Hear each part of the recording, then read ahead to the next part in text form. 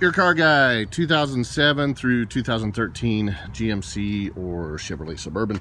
Today we have a headlight bulb out on the passenger side, and I'll be honest, GM did not make these easy to change. If you look back down in here, there's really not a lot of access. There is this cover right here, which is like made out of a rubber that we can pop off with some clips there, but in order to have room, we got to get the airbox out of our way, which will mean a couple of things. We'll have to loosen up the clamp here, slide that off. We'll take the top of the box off so that we can get down inside, which will mean taking out these Torx screws that are located around the airbox cover. There's one down there, and you'll see them right here. So once those are out, we can lift this out, lift out our air cleaner, and then we can get access. So we'll just loosen this clamp up with a flat blade screwdriver. You don't have to take the clamp fully off, just enough to loosen it up, and then it'll disconnect from the airbox. Next, we'll go ahead and use our Torx bits to take out the air cleaner cover. Note that these screws are a T25, so that's the size you'll need to remove the screws. So we'll get the 4 screws out and we'll lift off the airbox cover.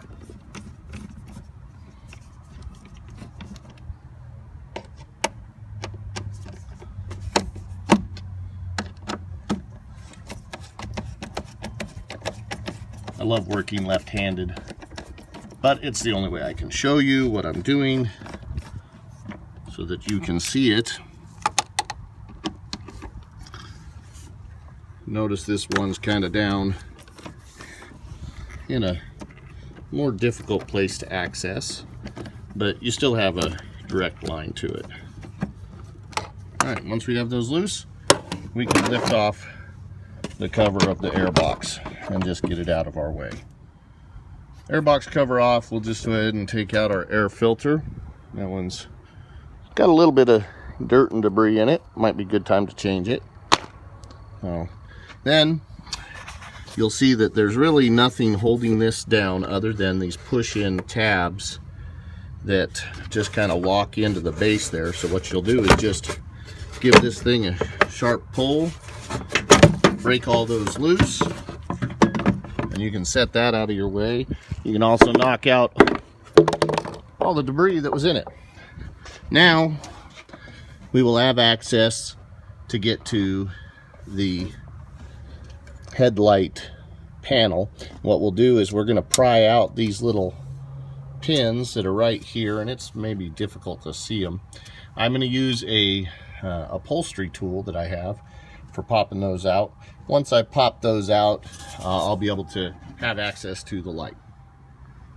This is what I mean by an upholstery tool, and what I'm able to do with this is simply slide it right back in behind that push pin and then use a little leverage. And you don't want to try to do it all at once because you'll tend to break them. Just kind of wiggle it back and forth, and that'll pop it loose, and then you can reuse it to put it back in. We're going to go ahead and pop both that upper and lower one on this side. That way we have plenty of room to work. We probably could do it with just the top one, but I like more than enough room instead of less than enough room. With the pins out, we can simply pull that flap to the side, and then we'll have access to the headlight wiring right here. This tab that my fingernail is on, you got to push that in to release the wiring, disconnect it there. Then you'll be able to grab the back of the headlight and turn it just a little bit counterclockwise. You see just that much, and pull out the light. Now we can simply install our new light, plug it in, and go. Quick tip with the lights: don't touch the glass part of the bulb. The grease and oil that's on your fingers can cause it to prematurely burn out, and actually the glass can break from the hot spots of the oils and the oil burning on them. So don't touch them, just hold them by the back here, the plastic. Then we'll simply take this, put it back into our socket. We'll line it in, turn it that little 1/8 of a turn. I don't even know that it's quite an 1/8. You'll plug back in your wiring.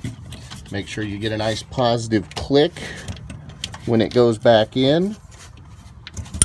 Yeah, heard that click?